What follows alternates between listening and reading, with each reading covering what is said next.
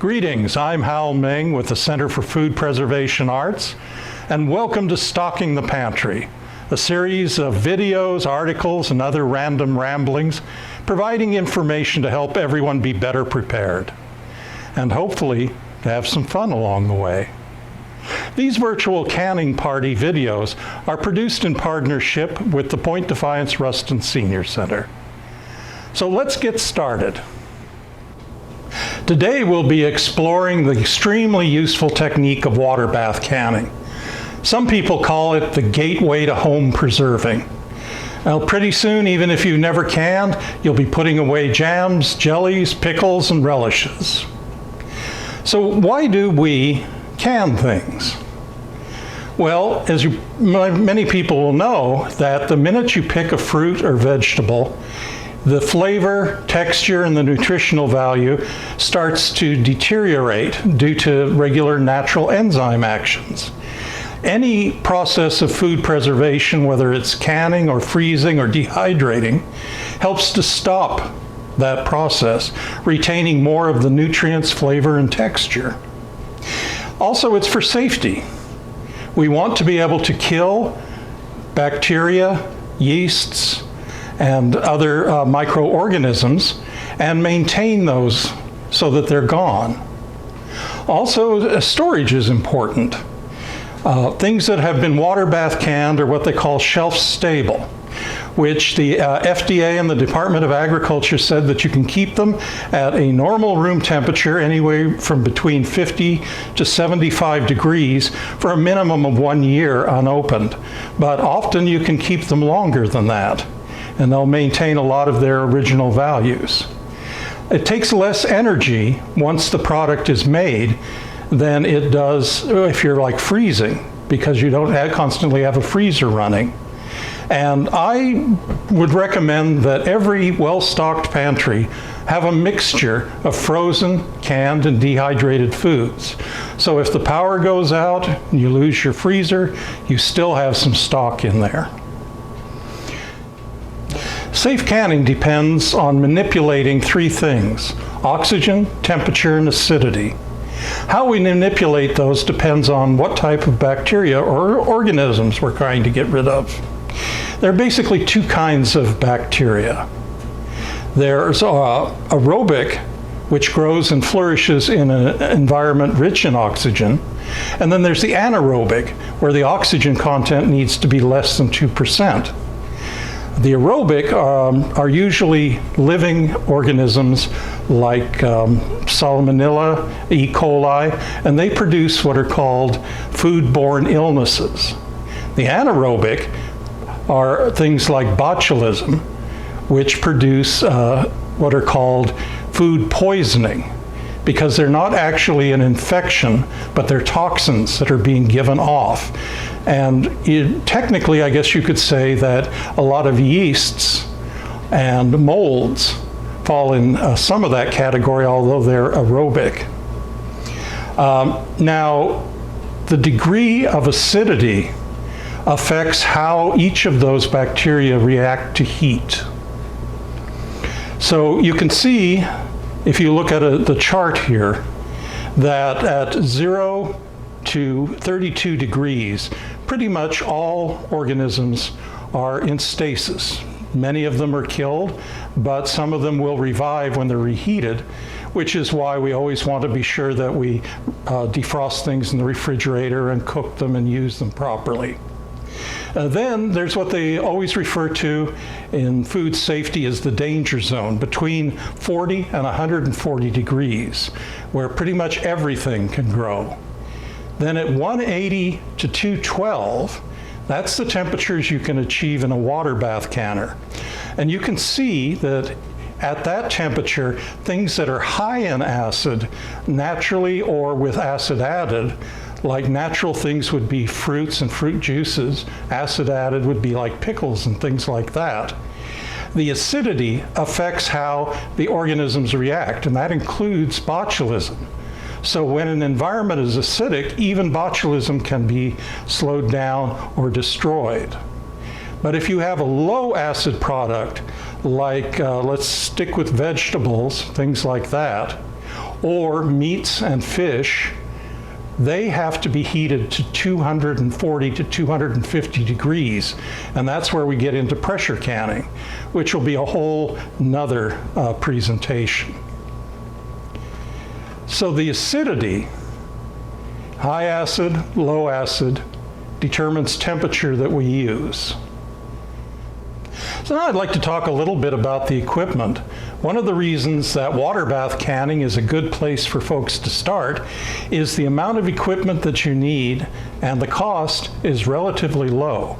And a lot of these things can be found at secondhand stores, garage sales, different things like that. The most basic part is the water bath canner itself. There are some that are made out of stainless steel, but some of them are steel encased in a nice coating of enamel. All of them come with racks because you don't want the jar sitting on the bottom of the container, where it's going to be more in direct contact with the heat. Because what you want is for the water to be able to flow around the jars. Now, if you're buying them used, a lot of the old racks came with these dividers. And that isn't quite as useful because you're limited to either 6 or 7 jars total. Regular canner, if it has a flat rack, can allow you to put in up to 9 regular mouth jars. Most of the newer ones, like this 12, come with those kind of racks with the flat bottom, but you can get them for these 21.5 quart containers. Now these you can do up to 5 pints in, or 7 jam jars, but quarts you're not able to use these for, because in either type of canner you need to have about 1 inch to 2 inches of water over the top of the jars. And do a little bit of shuffling here. So one of the easiest things is to buy one of these prepackaged tool kits. And a good tool kit comes with anywhere between 5 and 7 tools. For example, this one comes with the funnel, which you certainly need to be able to fill the jars. It comes with what's called a jar lifter. Now, the jar lifter, as you can see, has these curves, and it's coated with rubber, and you use it to pick up the jar when it's hot and to set it in the canner. Now, a mistake that a lot of people make is thinking that it goes this way. I have no idea why, but I see that with new canners all the time. See, that would be very awkward and doesn't hold it quite as well. So you have the jar lifter, you have the funnel, you have a magnet, because all the lids need to be warmed before you put them on the jars, and we'll talk about that. But you can put this in just a pan of warm water. In the old days, and in fact some of the older recipes will still say to boil the lids. There is a new formulation on lids that the coating doesn't have any of the toxic chemicals anymore, and they reformulated the rubber. So if you boil these new lids, the rubber is going to be weakened. But you still warm them, and then you can use the magnet to pick it out. But there's another thing that someone gave me one of, and now I have like about 3 or 4 of them for the different places I teach, which is a jar rack, which allows you to stack up to 12 of these lids and put it into a small container of water that has been heated to boiling and then allowed to cool down a bit. A really good one of these also comes with a, this is rubber coated so it stays cool. So if the jar is really, really hot and you're trying to fill it, you can hold it with this and fill. You also need for the filling something to pour with. You can use any kind of ladle. If you're doing like big quantities of stuff or juices, you can use a 1 cup measure. But this is also a relatively inexpensive tool that you can get on Amazon and at, I think I've seen them at Fred Meyer's in the canning section, things like that. None of these things are endorsements, but they're out there. And I think it's great because you can pour from all 3 angles. So whether you're right-handed, left-handed, or you're in tight quarters. And then it also has this great little hook on it. So you can hook it on the kettle in between times. And there are also other little devices and things that come with different ones. And then, of course, one of the most important things is the container. Now, you want to get jars from either Ball or Kerr or one of the really reputable ones. A lot of people think you can use any kind of jar just because the ring will fit on it. But the lids have a tolerance, and they need to fit exactly. So you want to be sure and buy one of those commercial brands where everything fits together. Now, they'll be on our website, we're going to be posting a list of tools that you can review and pick up. So now I want to talk about headroom, or some people call it headspace. When you fill the jars, that's the amount of space that's between the liquid and the product and the lid itself. Now, I don't know if you can, how well this is going to pick up on the camera, but there is an inch of headspace here. For the jams, there's a 1/4 inch. Now, if you have too much headroom, the time that you, in the recipe that you're supposed to put it in, and leave it in the boiling water will not be enough to vent all the air, so that the vacuum is going to be weak. If you have too little, the product or liquid itself can be pushed up under the rubber and you won't get a good seal. Even if you do get a good seal, but there's some air in there and the top part of the product is exposed to that oxygen, then you're going to get a discoloration in the product. And usually that doesn't mean that it's bad, but the saying, when in doubt, throw it out, is always there. One thing you want to always be sure to do is use a tested recipe, something that comes from Ball or comes from an extension service. Especially also we post a lot of recipes that come from the National Center for Home Food Preservation. These recipes have the exact time that you need to expel all the air. They have a balance, a proper balance of acidity to the product that you have in there. So always, always use one of those. So there's also a photo here where someone has drawn in some lines that show you. And the thing that's really nice about these is you can go by the bottom rim and the center thread, and that'll tell you where like 1/4 inch, 1/2 inch, and full inch is.